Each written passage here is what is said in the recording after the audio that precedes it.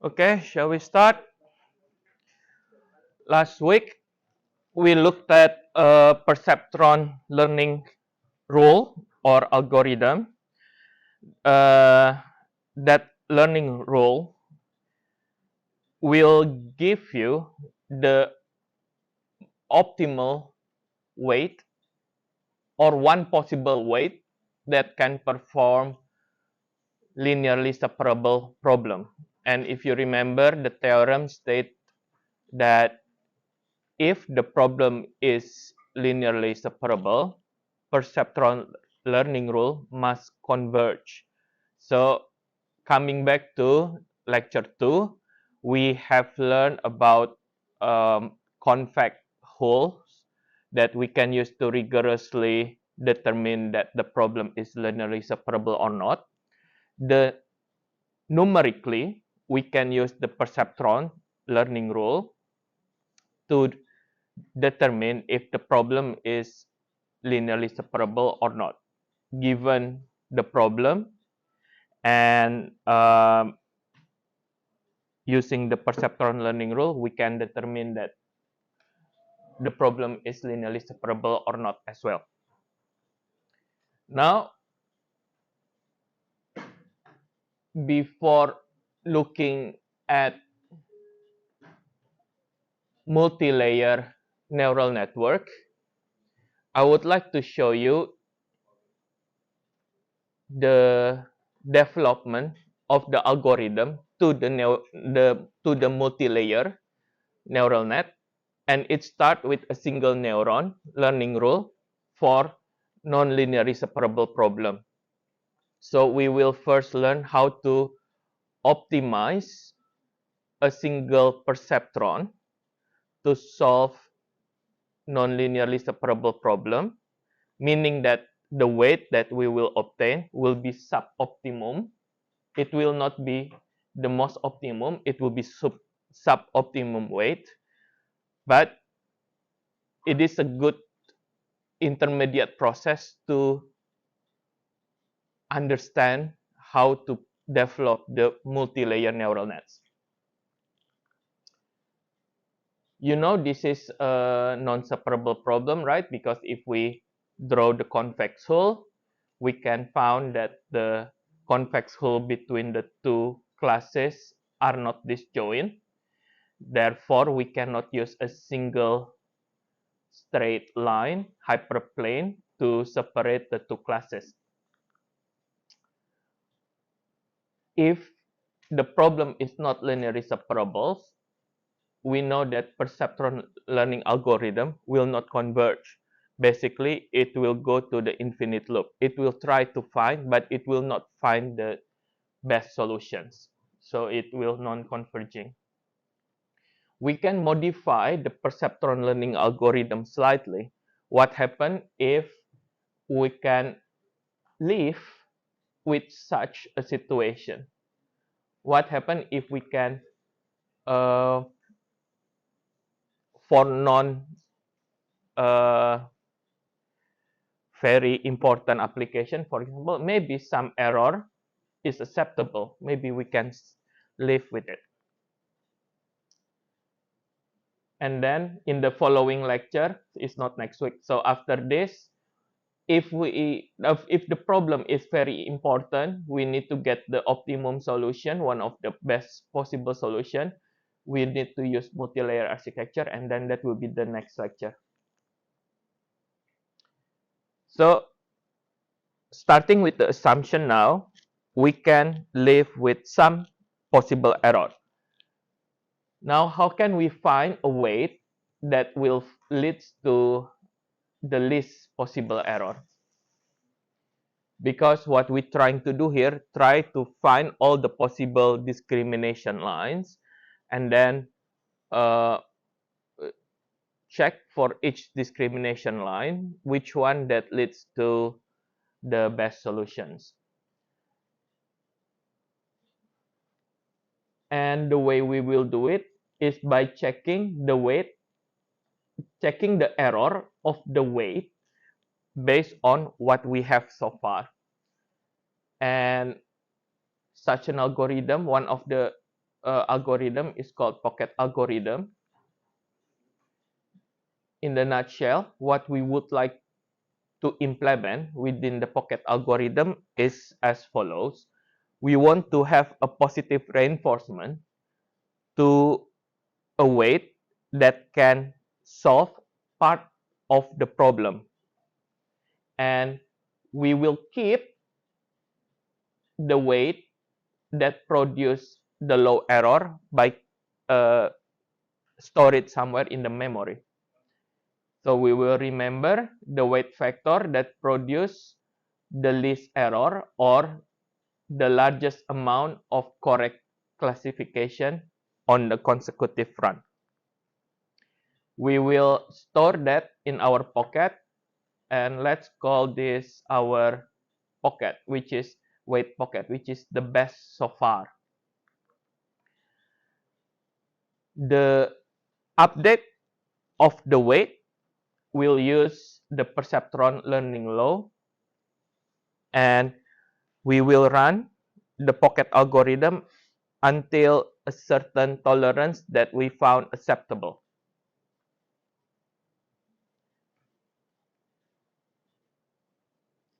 And then if we found another weight that can perform better, it will replace what we already stored with the new weight. Remember, if from the perceptron learning law, if our input belong to the class 0 or the class negative, if the inner product of the weight and the input is already negative, meaning it is already the correct solution.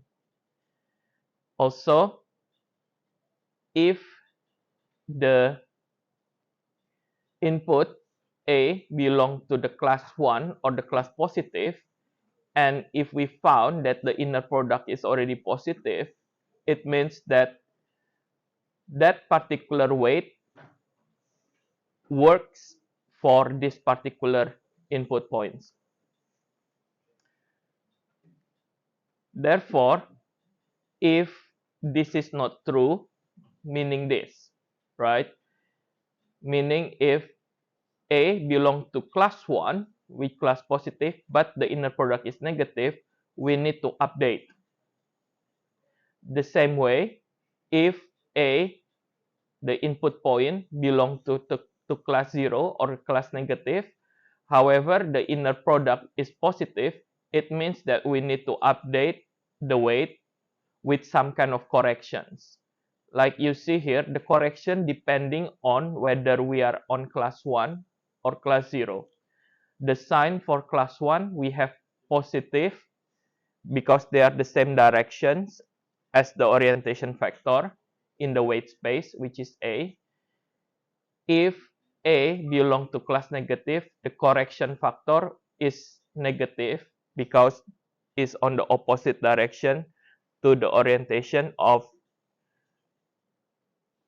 the hyperplane in the weight space. If the weight is already correct for that specific input point AK, we don't need to perform any corrections on the weight. So this is the condition that we apply to the pocket algorithm. The stability criterion for the velocity of the corrections, how fast the change of the correction is the same as what we use for perceptron learning law between 1 and 2. And remember the issue with overshooting, the larger eta, this correction factor, you may experience overshooting. This is the block diagram for pocket algorithm. It is quite similar to the perceptron learning law. What we modify is the situation of the loop here. So we perform some epoch, and the maximum number of epoch is depending on how long is your time that available for you. So we keep checking for a set of data that we have, and then we check for each one of them at random, but for all the sets, and then we determine whether they are correct or misclassified. If correct, we don't need to do anything. We go to this case. But if misclassification happens, we need to see what kind of misclassification happens, whether input belong to class 1 or class 0. And then we will look at which one we need to save the longest iteration. So we will store the longest iteration. If the longest iteration, if the current iteration larger than what we have so far, it means that that particular weight can perform most corrections, most correct discrimination from the set of A input point that we have. So we will keep it. If it is not, we don't need to keep, and then we just move to the next epoch. So the principle of the pocket is quite simple. You perform many epoch depending on the set of maximum that you are allowed, and then for each epoch you select input point at random, and then check the classification using the perceptron learning rule, and then update the weight, and then check how many iteration. When you do this, select AK at random, which one that take the longest, and keep the longest weight as our pocket. After the end of maximum epoch, we will get the end of the pocket that we have so far. So based on the time that we have, we can keep the best that we have. The code for this pocket algorithm is in Moodle. You can download and use it. There is the demo as well, demo file that you can try to solve a specific classification example.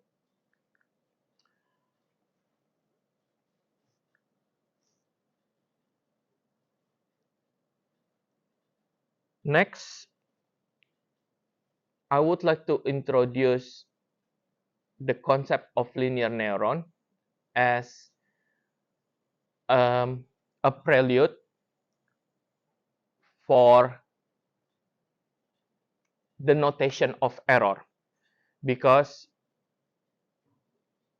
what we're going to learn in the following slides, based on the understanding of how good and how bad, it means that we need to compare what we want, what we desired, our target, and what we obtain, using the current weight that we have. So assume now we have a set of data that we use for training. We of course have a pair of the input and the class it belong. What is the desired output? We have a pair of them. Remember that here we have the bias. I just assume that the output only one dimensional. So the output only single dimensional, because we only have a single neuron here, what we consider.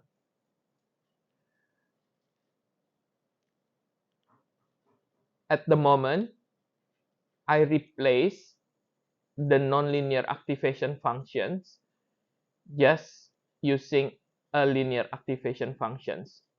So you can see we compute the activation state as before by summing of the multiplication of the weight and the input,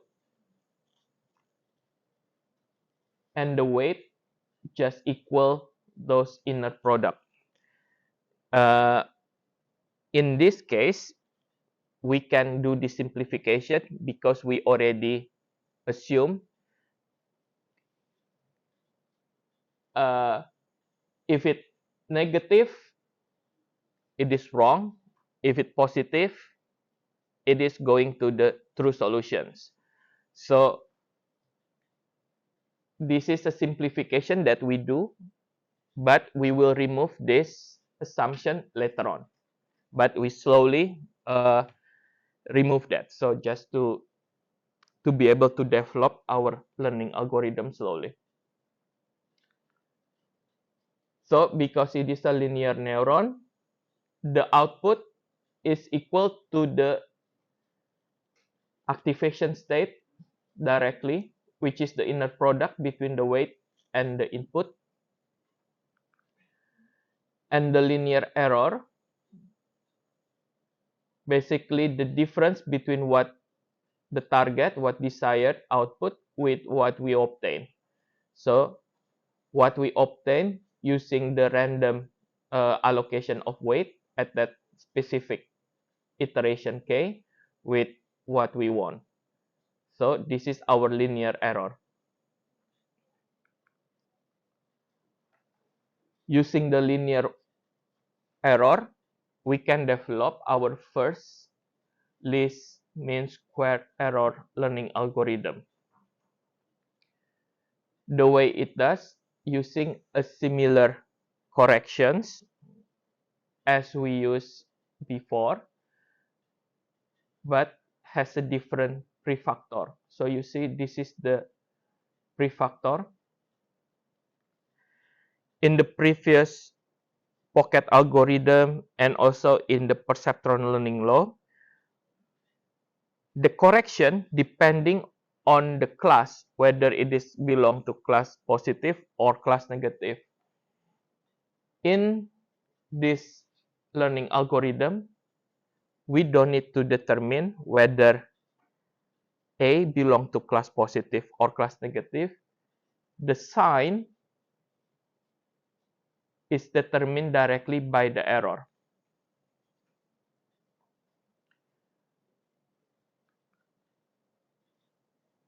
Yeah, so these corrections, the update rule for the weight shows us that the rate of change, so the corrections is proportional to the error.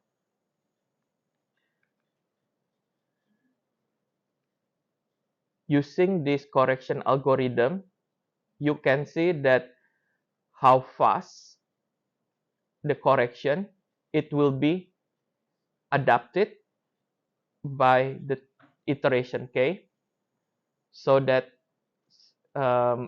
this algorithm is called self-normalizing.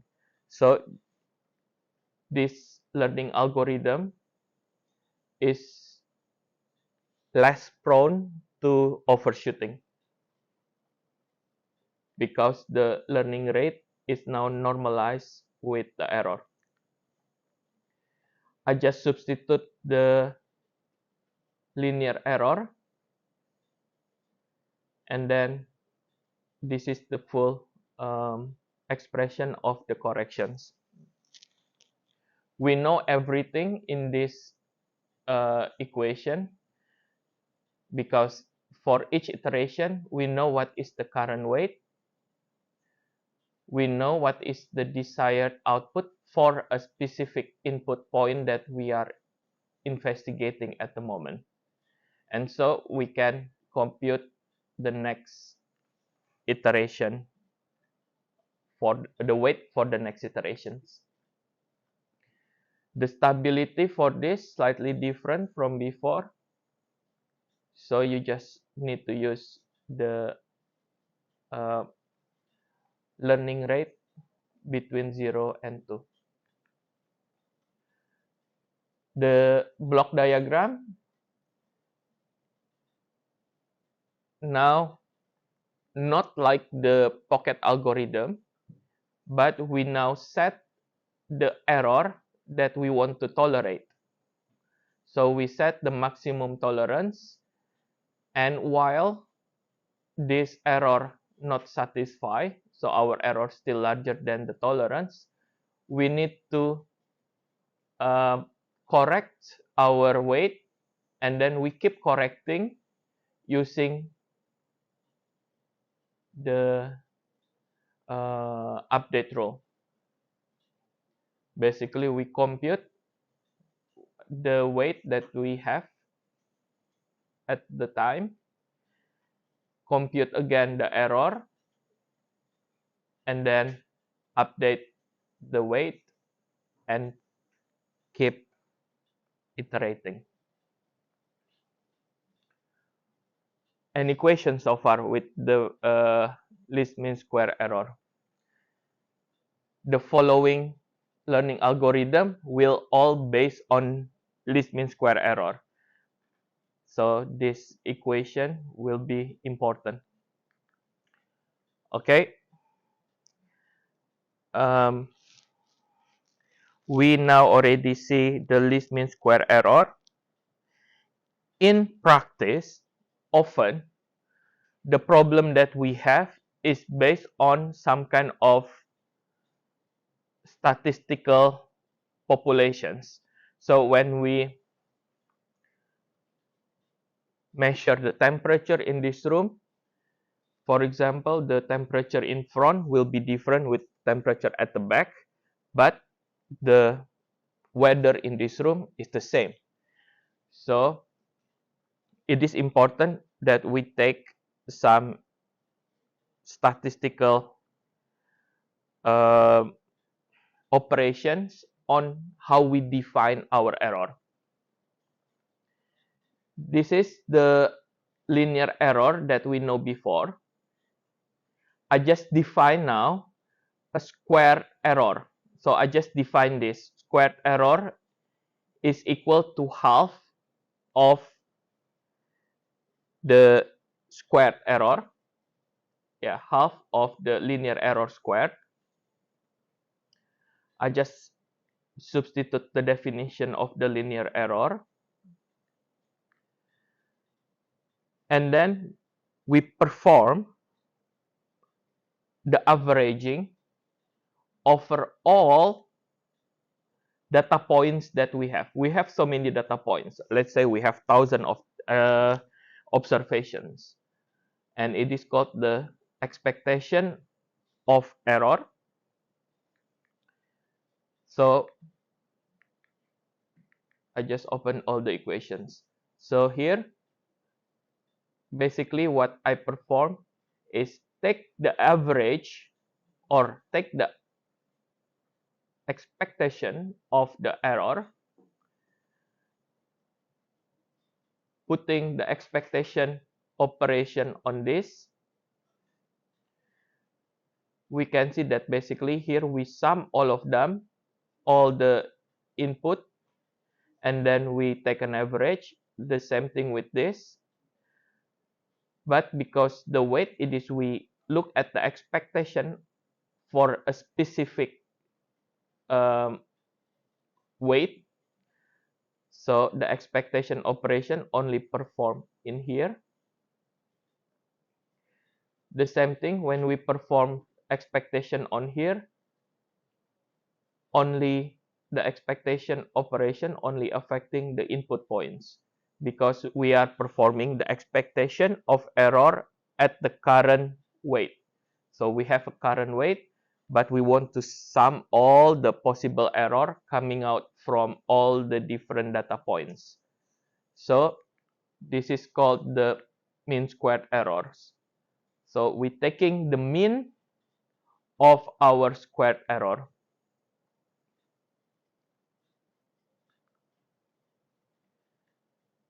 This term, which we will see soon, is called input-output cross-correlation matrix. This term, which we will see later, is called input-input correlation matrix.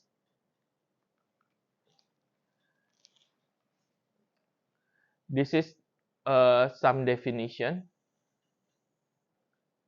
So the expectation between the inner product of our desired output and input It's called the input-output correlation. I just put transpose here. I just define it that way. And then for the input correlation matrix, basically we taking the inner product between all the input. And remember, because the first input is the bias, so that the top left is equal to 1. Remember, it is column times the row, right? You open it as a row. So what happened is we have a matrix here. If we look at the properties of input correlation matrix, this matrix is real because the input point is all real numbers, and the properties again, it is symmetric if you transpose is equal to the original matrix. There is a mistake here in the slide. Should be all small a, not x. But yeah, I need to correct that. It's all should be small a. This is the mean square error that I showed you before. Now we want to, before we try to find the optimum weight using this, I want to go back to some mathematics that you may have forget. Now, just a quick detour. If you have a functions, fx, a function of x, if you want to find the extreme value, either the maximum or the minimum, what you do is you're taking the derivative, right, of that functions, and then enforcing the derivative of this function with respect to this, and then find it equal to 0. And the value x in here will give us the either the minimum in here. If we put x equals c, we get the maximum of that functions. So we want to apply this concept to find what is the weight that give us the minimum error, right? So similar concept.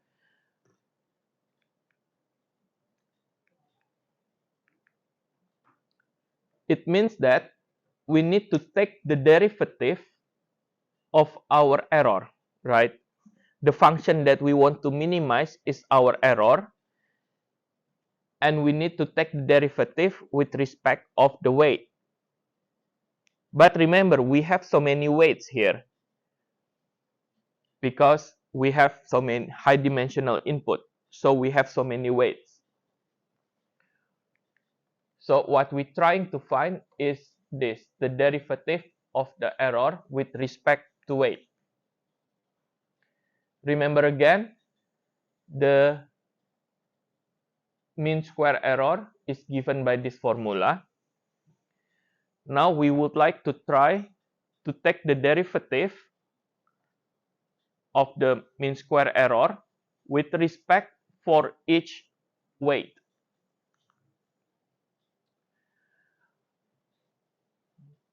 If you look at this equation again, if we take the derivative of each term with respect of the weight, this leads to 0, right? Because decay is not a function of the weight, so we can the derivative of this term equal to 0. Now we just left with the last two terms, so we need to take the derivative of this inner product with respect to the weight, and this term with respect to the weight. And I just look at mathematics book, the table for derivative of matrices and vectors. Now we look at this form. So we have an inner product between P and W, take the derivative with respect of the weight. So this is actually of the same form with this. So it is equal to minus P because we have the negative sign in front of it. Now we look at the second term. Again, I look at in the same book, just different table. It is exactly the same form like this. So what we have, we will have the input correlation matrix plus input correlation matrix transpose times the weight because they are in this form. And remember that the correlation matrix has the unique properties that they are symmetric. So R is equal to R transpose. So the sum of this is twice of R, so we can remove the prefactor R. That is the reason why the definition when I defined earlier that the square error has the half prefactor, so that we can get a nice gradient of the error with respect to the weight. Following the mathematical concept just before, if we already know the gradient of the error, the optimum weight, meaning that we just need to equalize it with 0, right? Remember that we know P. We know P because P is the cross correlation between input and output. We know them because that's our training data. And R, we know it because it is our specific input point A. So we know this. We know this. We can actually find now W. And this optimum weight is called the Wiener-Hopf equations. So the whole equation is called Wiener-Hopf equations. And to find the weight is by taking the inverse of R times P. And you can see that everything on the right side is known. It's all from the data that we have. But remember, this is the most optimum weight,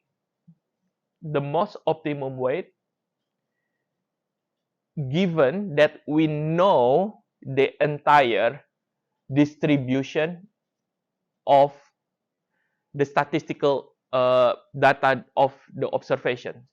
So this equation truly really useful only if we know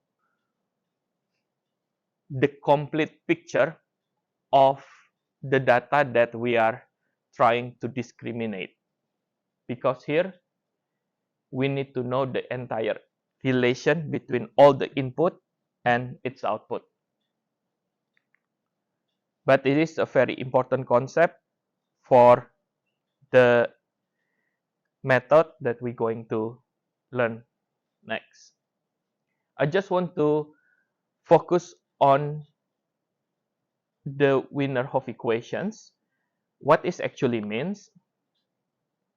So I'm going back to the function of mean square error because this is the function that we try to minimize to find the optimum weight. If you look at this, what we have is a quadratic equation, right, of the weight because weight times something times weight. So it is like a polynomial order 2. And then this is weight only, so it's like the polynomial order 1. And there is no weight. So it's like a second order polynomial, but in high dimension because it is a matrix. Or people call it is a quadratic functions of the weight.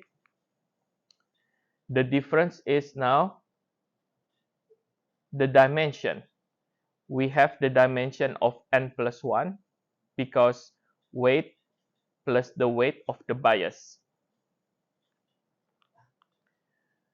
Now, to be able to draw it on the screen, we need to consider n equal 1 so that we can draw it.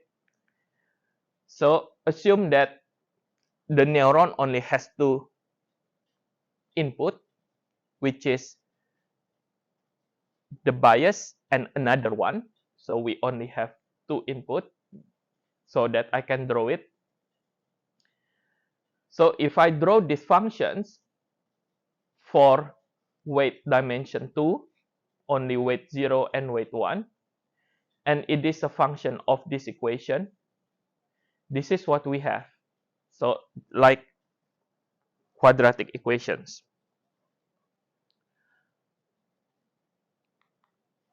This is the minimum based on the Wiener-Hopf equation that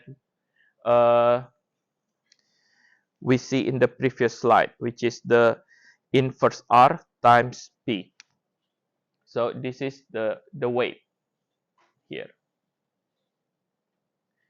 I just want to focus now if we take a slice. So now if I just take a slice of the manifold and see what is going on at this specific particular weight. So now we're just looking for this particular slide. In that particular slice, we have this paraboloid. The minimum happens here for specific weight slice that we take. And we can see, because it is a paraboloid, they are symmetric. And we have two different cases. What happened for this case when the error, the gradient is negative, and what happens when the gradient of the error is negative? You can see that we need to increase the weight that we have currently now to get to the optimum solutions. So that if the gradient of the weight is negative, we need to increase so that we get to the optimum weight. If the gradient is positive, we need to reduce the weight so that we have the high probability to reach the ideal weight. So this is the condition of how can we reach to the optimum weight the fastest.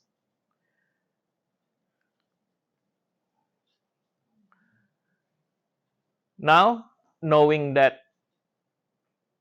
when the gradient is negative and we need to increase the weight, and when the gradient is positive, we need to decrease, it means we need to introduce this sign.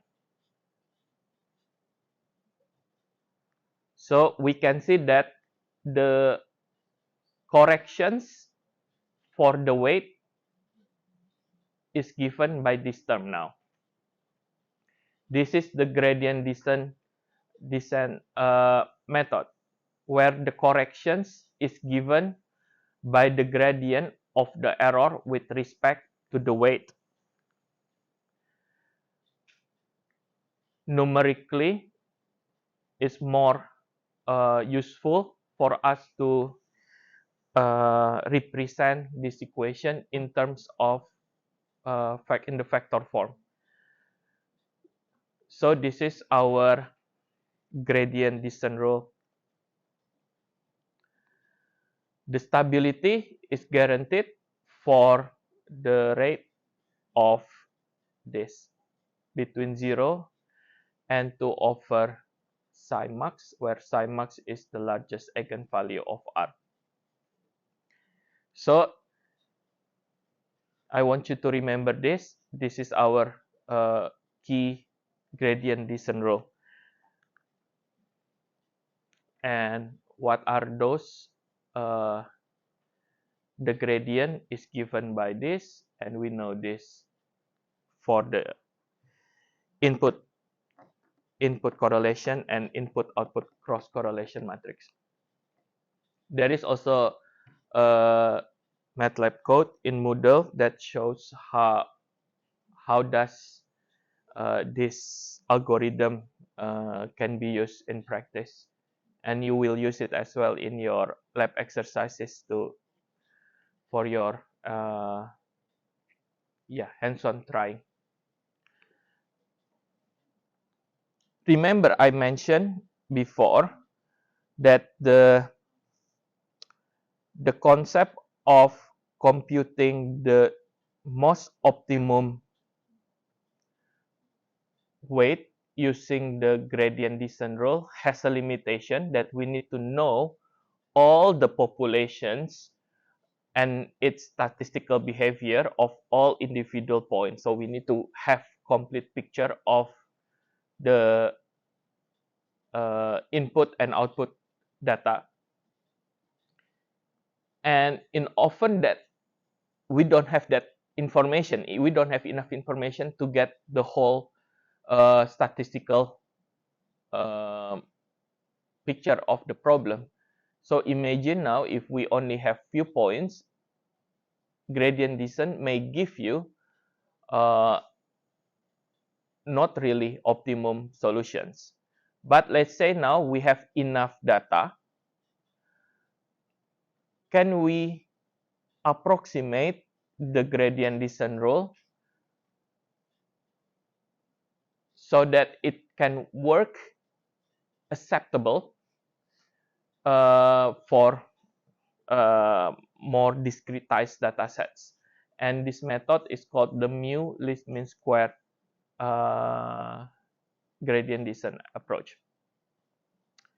So before, we need the whole information of knowledge about the gradient of the mean squared error. Often we don't have this, right? Meaning that we need to know the absolute error. We need to know the full knowledge between the input and the output space, because we need to get the expectation. We try to relax this requirement. Let's say, rather than getting the absolute mean square error here, what happens if we only be able to compute the error based on the data that we have at the moment? So let's assume that we take a measurement and then compute the error of the neural net based on a new measurement that we get, and then take another new measurement, and then using the neural net again, compare what we get and what the target is, so we can actually compute the instantaneous squared error. So this instantaneous squared error can be obtained almost directly, knowing the data point that we have on hand. So you can see now this is the squared error, only the square of the error for a specific input and the desired output and the weight for that specific iteration k.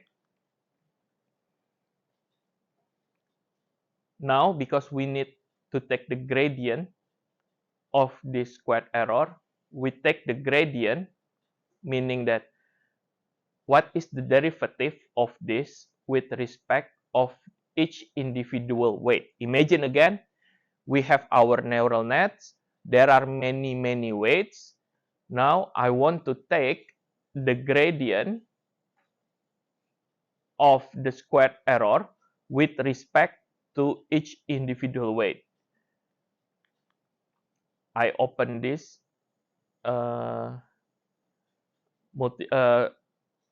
quadratic equations after putting the gradient operators.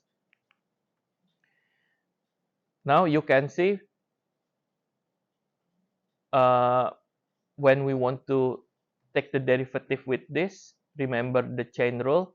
So there is the power goes down there. So half times 2, and then times with this, and then times with the gradient of the whole thing. And because this is not depending on the weight, this is equal to 0, so we left only with the second term. So this gradient apply to this equation equals to this. An equation so far. Okay. Remember that the error is equal to this, right? That what we desired and what we got at the specific iteration k. And it is simply the inner product because we still consider linear neuron. So that this bit is basically the error, the linear error at that specific iterations. The last term here, because we want to take the derivative of this term, is exactly this one. So we left with, it's actually this one. So we take the derivative of W transpose and the input A. So it is this one with respect to the weight, and we get A out. So we get this out of the operators. So this gradient of the squared error is simply the linear error times with the vector directions of the fastest directions, but in the opposite directions. Remember, this is our gradient descent approach that we just see before. Now, we want to apply this approximation. So, rather than knowing the whole knowledge of the error, we just need to use the instantaneous error. So, we approximate the gradient descent rule, and we ended up with this, substituting the gradient of absolute error with this term now. So this is what we have. This is the update rule. This formula is the update rule for the least mean square error. And the stability criteria for how fast the corrections is given by this. And this is the trace operation of R.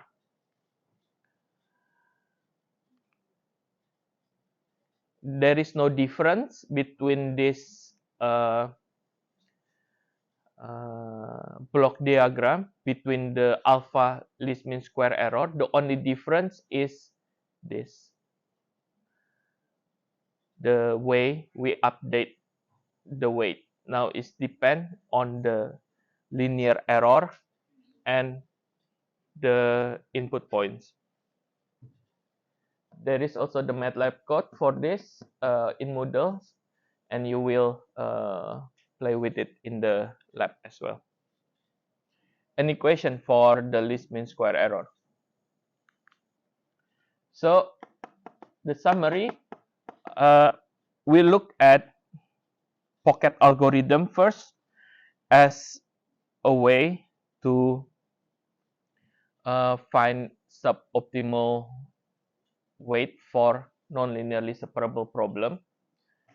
and that will take a lot of time, so that we develop the gradient descent algorithm and its derivative, like the alpha mean square least mean square error, and then the mu version, to be able to approach the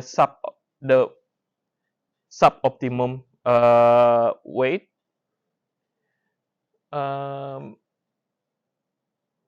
Yeah, so that's the limitation of the pocket algorithm. It needs a lot of time, but we can accelerate it using the gradient descent algorithm.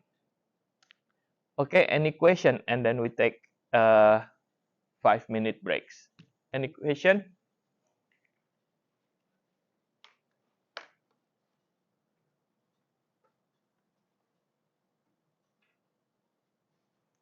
Okay, so okay. The final lecture will be multi-layer neural nets. This is what you will use in most cases. Is it me or it is yellow? Yeah. Um, yeah, so in practice, almost for sure you will use multi-layer neural nets, because the problem you will see is more likely to be nonlinearly separable problem. So what we're going to learn here is extending the gradient descent rule that we see in the single neuron. But now we think about, now we have so many neurons uh, arranged in layers, right? So we know the rule how to optimize a single neuron. How can we extend that to many neurons in several layers? And the method that we learn is called backpropagation rule. Okay, yeah, that's what I want you to be able to gain after this last lecture. Before we deal into the derivation, often people will ask you, why neural networks works. I have to say, it's a bit black magic. You optimize your neural nets, it works because what you found is a weight that can do that given problem, and then after you train your neural net, it gives you the weight, one of the possible weight in the weight solution. We already seen that, right? Because somehow after you train using the learning algorithm that we want to see, your learning algorithm guide the weight to one of possible solution. Although I say black magic, it is not actually black magic. So back in when is it? 1961, very famous mathematician has um, proved this. Basically, this equation says if any functions can be represented by a sum of nonlinear function. So you apply nonlinear functions to this thing, and this thing, if you see, is a sum of another nonlinear transformation of input x. So you can see this equation. So first, it is not assessed, yeah. I cannot even derive this equation. It is so so complicated. So basically, this equation told us that any functions can be represented if we have stages of nonlinear transformations. So you see, nonlinear functions apply on x, and then we sum them, and then we apply nonlinear function psi on this bit, and then sum them. And if you see this sum and sum, it's similar to neural network. You times something and then you sum. You times something and you sum. So what we're trying to implement in neural network is exactly this Kolmogorov-Arnold representation theorem. So exactly what fit multi-layer feed-forward neural network applies this theorem.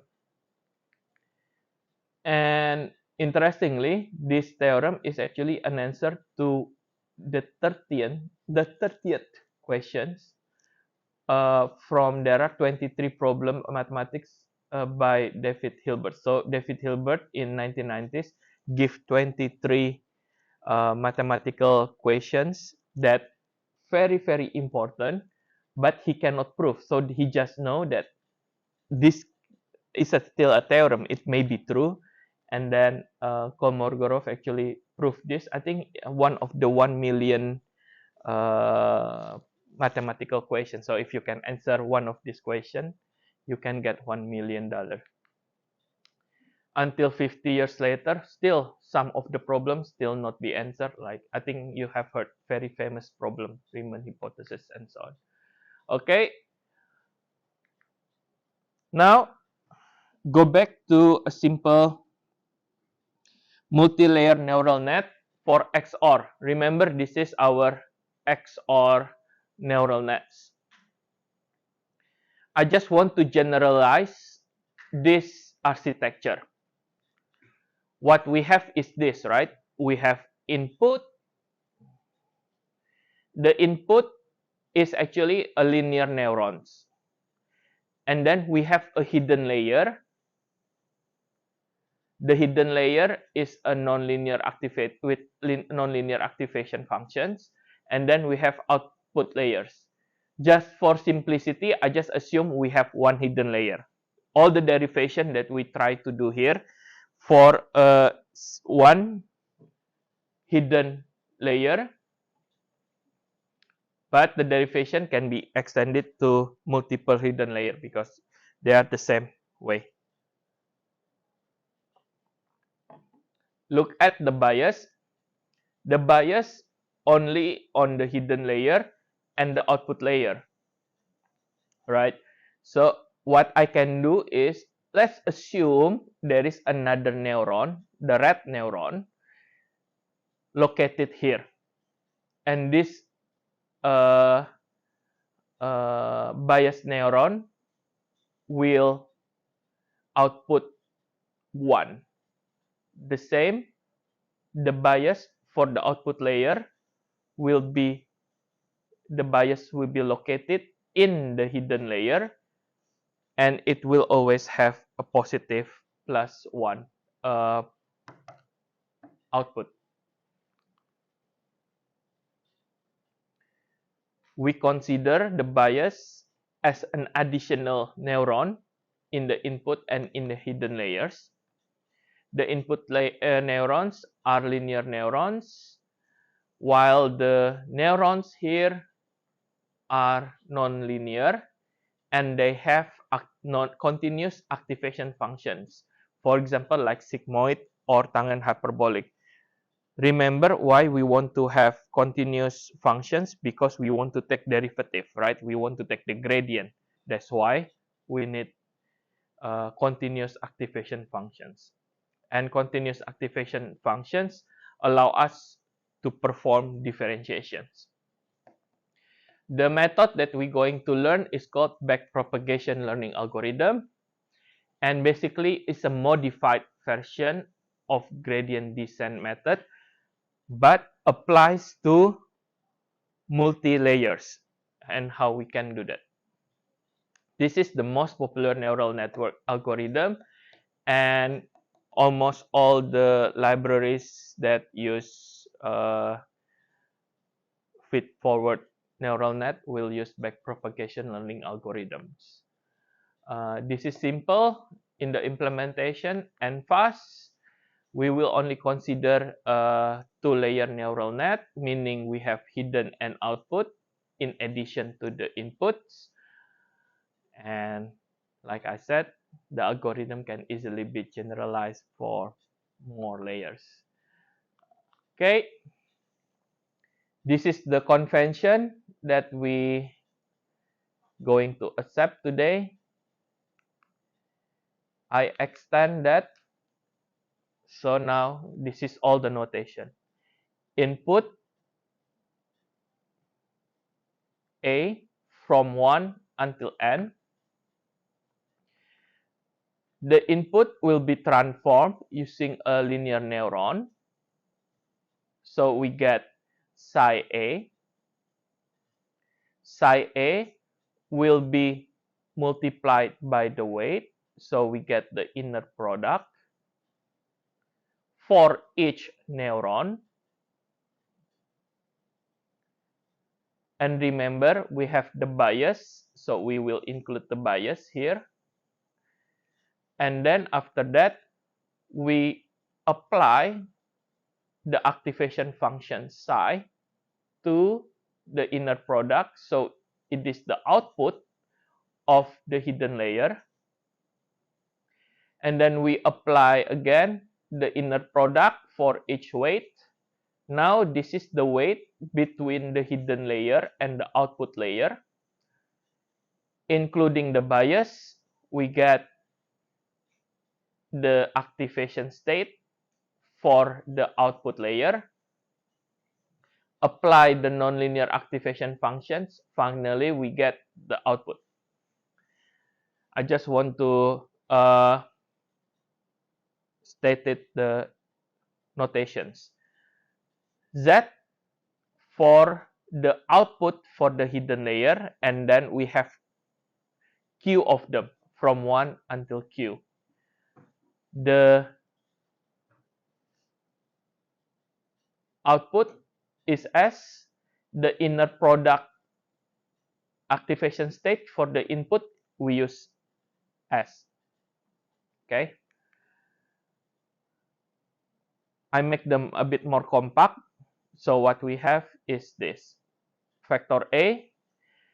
After the transformation in the input layer, we get psi A. And then applying the weight from input to hidden layer, we get the activation state Z. The activation state Z will experience the nonlinear transformation by the nonlinear neuron. We get psi Z, and then it will be weighted again to get the activation state for the output layer, and then finally nonlinear transformation of the output layer give us the output S, which is equal to psi Y. Okay, how many number of neurons? So in addition to the bias, now we have n plus 1. The input layer is linear neuron, and the indexing start from 0 until n. The hidden layer, also because we have the bias, we have Q plus 1, and this is a nonlinear activation with the nonlinear activation functions.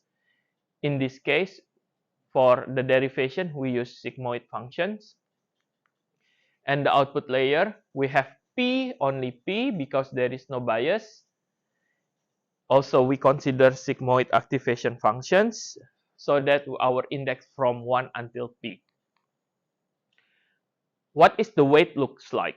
Because now we have multiple input and several neuron, it means now our weight will be a matrix. It's no longer a vector. Before we have a vector because we only have one neuron. So you can see the same for the weight from the hidden to the output, because we have many input and then we have many neurons, so that the weight also a matrix. pay attention to the dimension. It has n plus 1 number of neuron because we have the bias, and the number of column we have is q depending on how many number of neuron in the hidden layer. See the same way for here, the dimension we have bias for the row, bias always on the first row, and the number of column is depend on the number of neuron in the next layer, which is the output layer. In this case is P. Each column denotes the connection you see from input each individual neuron in the input layer to a specific neuron in the hidden layer. The same for this.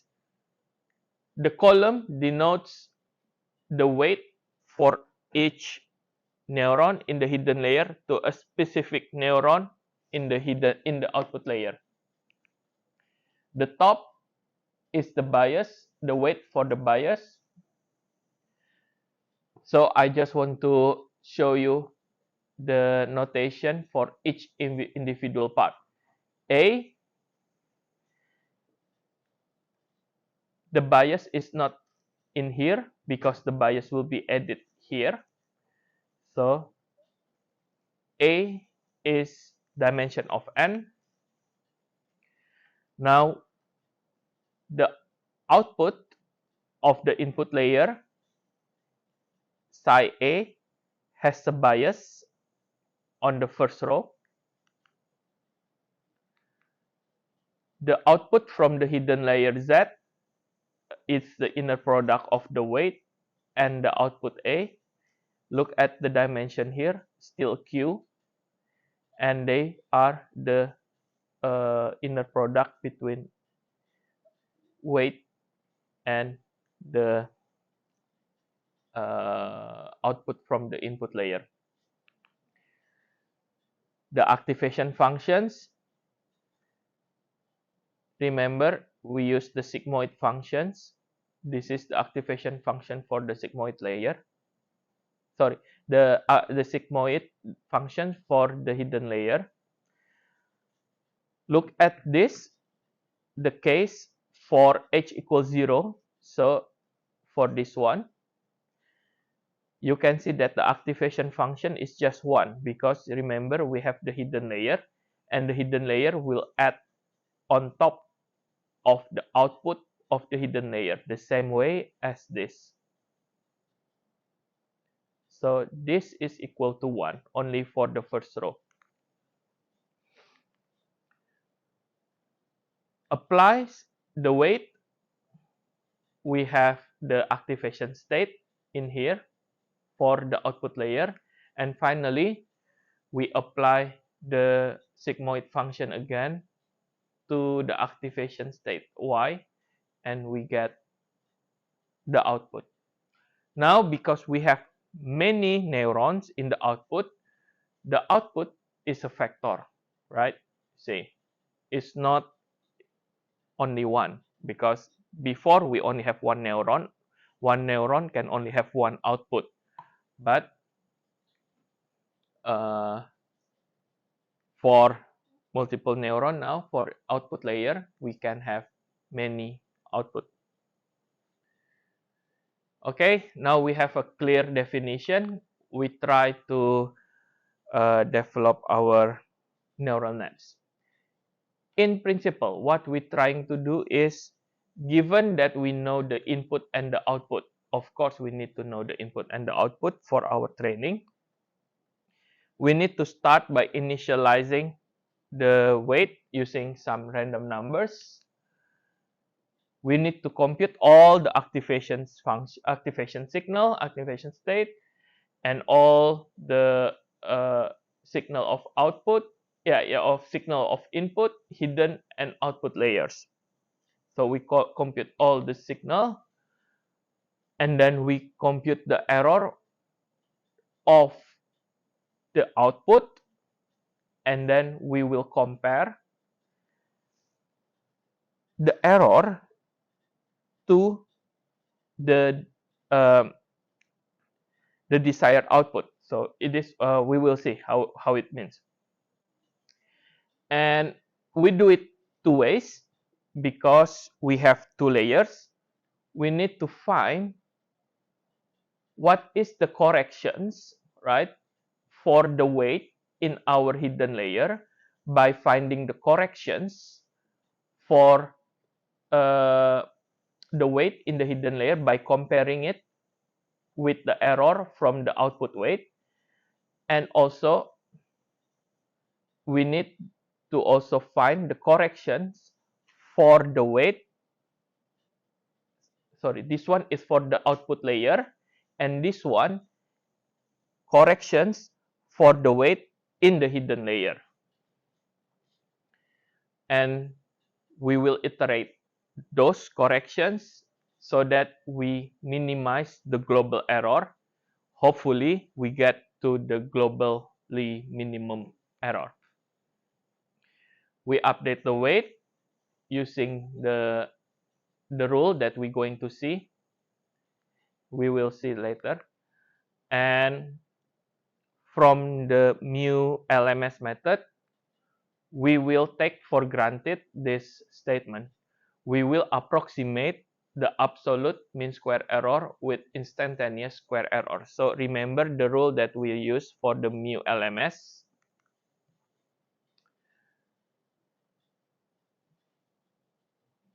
Okay, now we have our data, A, input, and the desired output. We have Q of them. And what we're trying to do is we're trying to map from something A that has n number of dimension to the output that has p number of dimensions, right? So the instantaneous error, so this is the error for that specific input K. We take the difference between desired output and what we get, what at that specific iteration K. And then we compute the instantaneous squared error, knowing the linear error by multiplying this. So you can see by summing them meaning that basically we take the inner product between the transpose and the E. Basically, it is the norm of the error with the prefactor of half. And so the mean square error is we divide it with how many number of data points that we have. So this is our instantaneous square error, and it is our mean square error. Remember, from the gradient descent, the information that we need is the gradient of the error, right? So we need to update the weight with our corrections. First, we will look at the weight between the hidden and the output. So here, we want to find what is the correction factor for this particular weight. Remember that initially we already allocate some random numbers, right? So we know this. We know because we already set a random weight, we can compute this, we can compute this, we can compute this, we can compute this, we can compute this, so that we can find the error because this is known for specific K. And what we're trying to find is what is the error gradient for the mean square error for this specific error with the given weight there. This is the gradient descent method. You remember that the correction factor is given by the negative of the instantaneous error. I just use the equation that we have derived in the previous lecture. Now, if you look at this, we need this derivation of error with respect to weight. So, there are few steps there. We can use the chain rule to, okay, let's take the derivative of this with respect to this first, because we want to find the overall derivative of error with respect to the weight. So take step by step. I take the derivation with respect to this and then multiply with the derivation of this with respect to this signal. And finally, what is the derivative with respect of this activation state of the output layer with respect to this weight? So we need to compute each term. If we compute each term, we can find the corrections for weight in the output layer. For clarity, the output layer has no bias, so J will only from 1 until Q. The hidden layer, because you see we have neurons, biased neuron there, the red one. So we need to start from 0 until Q. So let's look at first what is the first term, which is the derivation between the derivative between mean squared error with the output.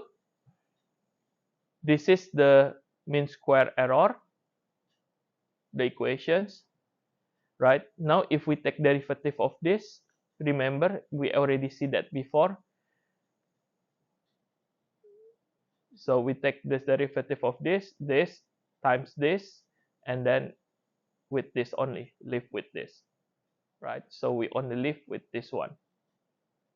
And this is actually the linear error, the terms inside the bracket. So the first term is basically the negative of the linear error. The second term, we want to take the derivative of the output with respect to the activation state. If you remember, this is the relations. The output relates to the input activation state by only the sigmoid functions. So if I take the derivative of the sigmoid function with respect to this, it's very easy because it is exponent functions. Remember the rule for derivations, we have this. I can show that this equation is actually the same with this. So if you psi y times 1 minus psi y, and then you express it, the xy, the psi y, you get this back.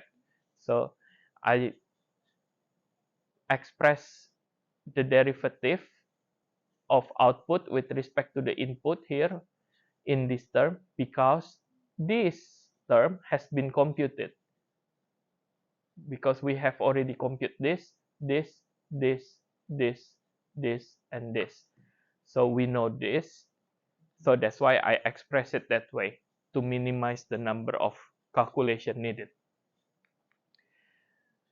Finally, the last term, the derivative of y with respect to the weight. So we need to see what is the relation between the activation state with respect to the weight. It's basically the input, the inner product, right? So the activation state for the output layer is basically the inner product between the weight and the the output of the hidden layer. Now I express it fully,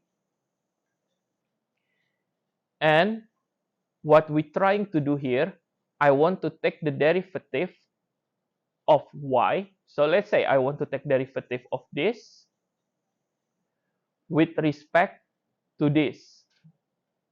And you can see there are a lot of sums, right?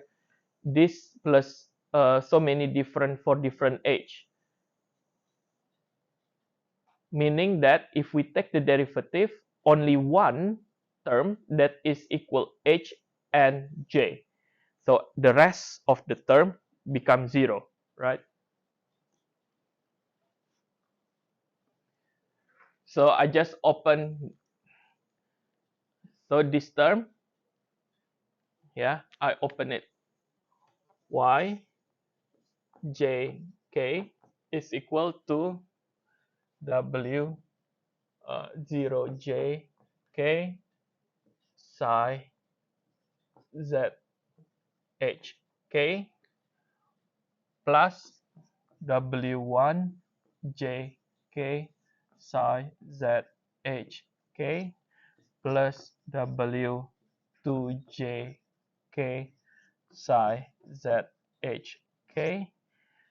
Keep going down until we have how many number of that we have p j k psi z h k, and then in the middle somewhere, just to make it clear, we have w h j k psi z h k, because we want to take the derivative here with respect.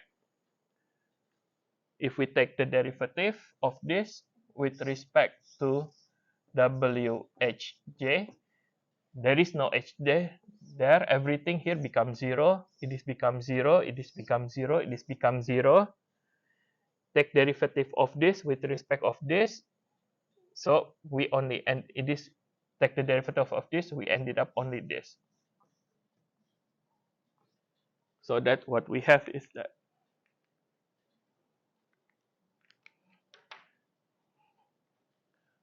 Okay.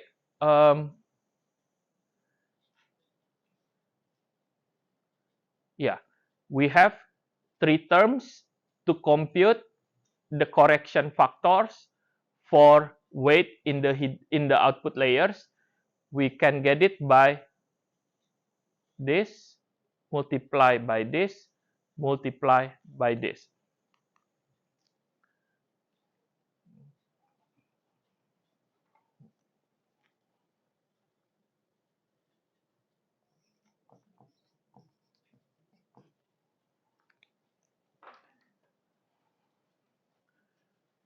Okay, basically I just substitute everything. Now, yeah, this times this times this, and we know this, we know this, we know this, we know this, so we can actually now compute the correction factor. Now we need to find also what is the correction factor for the weight in the hidden layer. We use the same rule from the gradient descent. Sorry, not the gradient descent, the mu LMS method. The only difference here, we need to find the gradient of the mean squared error with respect to the weight in the hidden layer here. Okay, use the similar approach. We use the chain rule. We need to find the path. Now we can find the path from here. We can differentiate it to here. So from here to here, and then to here, and finally we get there. I just express it in this way. So I expand it. So we have the error here, and we want to find what is the rate of change of the error with respect to this. For this term is with this to this. Now see, if I want to find the gradient between error with respect to the output of the hidden layer, there are many ways I can get there. Yeah, there are many paths. So I can go this way. Yeah, or I can go this way, or I can go this way. And actually, the gradient of this mean square error is the sum of them. So we need to find the gradient between this to this, and then we take another derivation from this to this, and then we sum all of them. Because there is no path from here go to the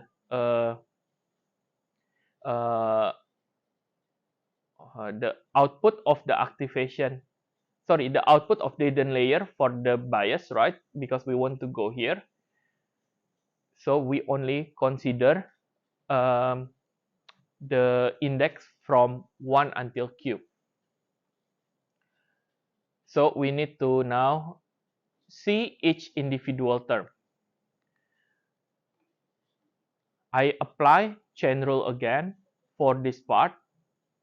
So the derivation between E, the mean square error with the activation state, in here, I express it, take derivation from here to here, and then take the derivation of this term with this term. So I open it again, and then this is the last term. If you remember this part, we already compute that in the previous chain rule when we want to find the gradient for this. Oh yeah, and also this term for this term is what we already looked at before. We just take the derivation of sigmoid functions. It is exactly what we had before. And then the final term here is the just the multiplication, right? Remember the activation state for the hidden layer Z is the multiplication between the weight and the input. So if we just take the derivative, what we have is the weight itself directly, the input directly. Yeah, but we need to include the bias. But remember, because this activation functions is linear, because this is the input which is coming from the output of the linear neuron at the first input layer, we have this input directly. So we know this, we know this, we just put them together. So I substitute all the error. Now we need to look the term. This part is actually the same term here that we derive in the previous weight correction for the output layer. So this part is the same with this part, and then it's equal to these two terms. So we can use this, what we already derived before. And then this term if we look at here, we just taking the derivation between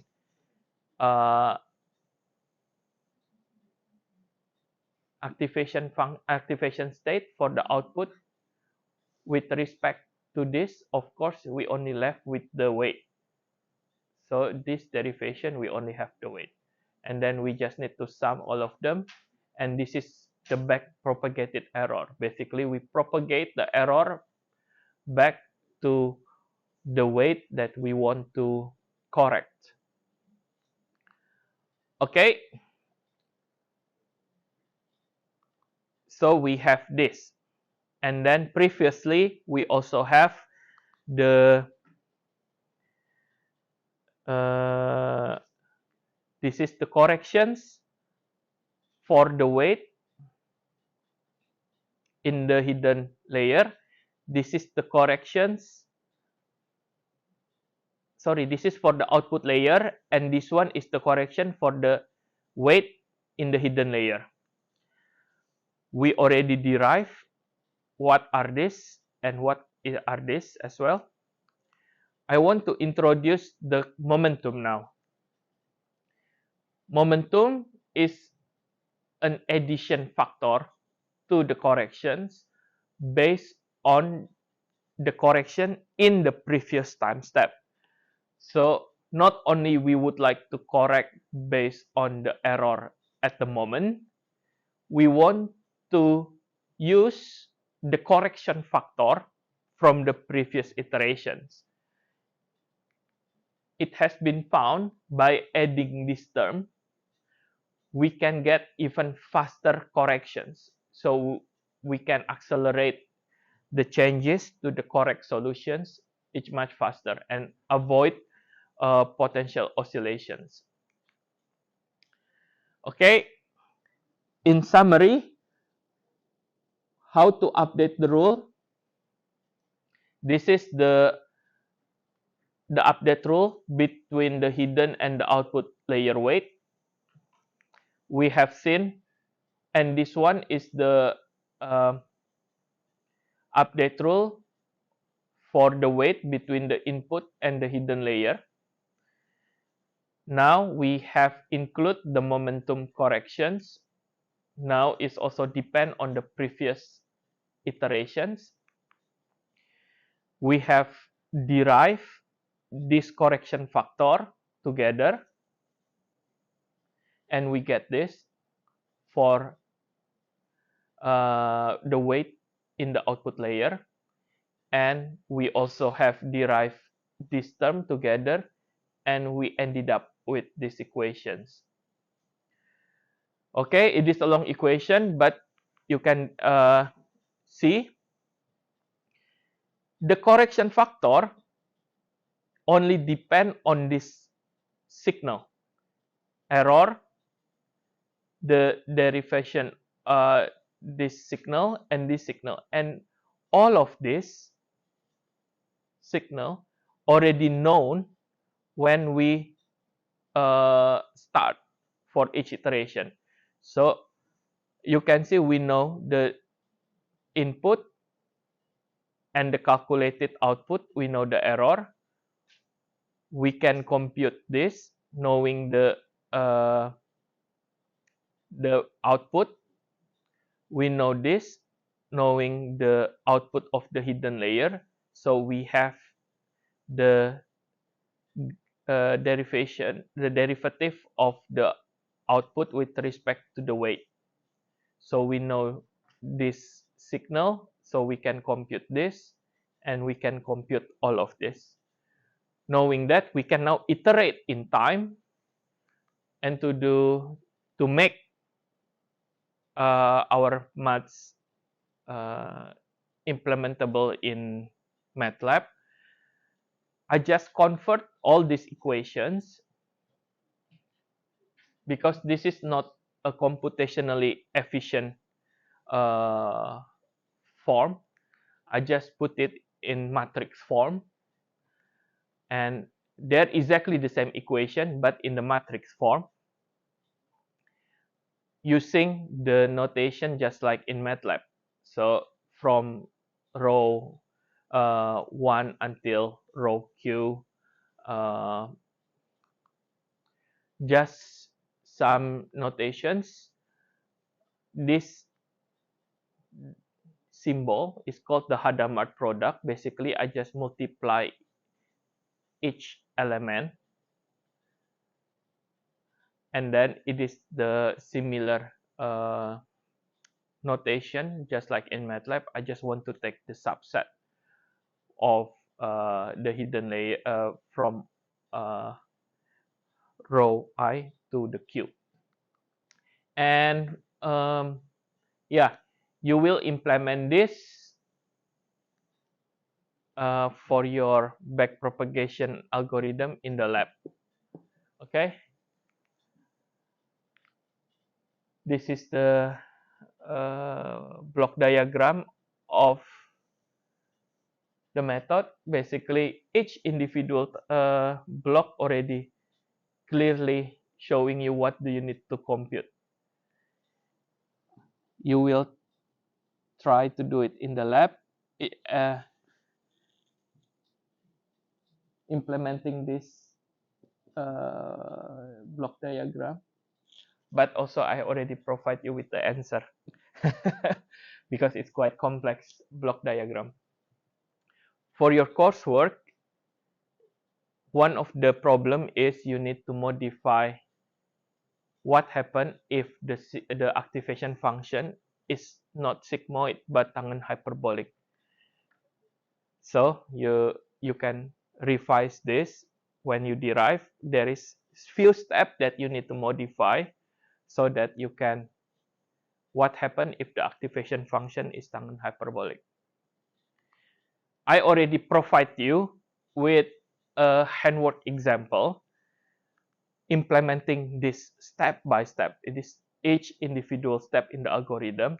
So when you develop your algorithm, you can debug to compute each step. Basically, I already show you the step by step to calculate this. I will not derive it by hand here, but yeah, each individual step in the block diagram is already given here. And when you try by hand, you can debug your MATLAB code, and then you can see whether your MATLAB code is correct because each individual step is already there. Okay, so finally, this is the update weight. Any questions?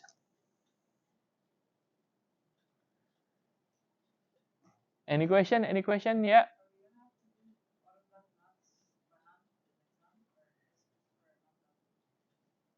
I'm not that mean. No, this is I'm not going to ask you to do this kind of calculation.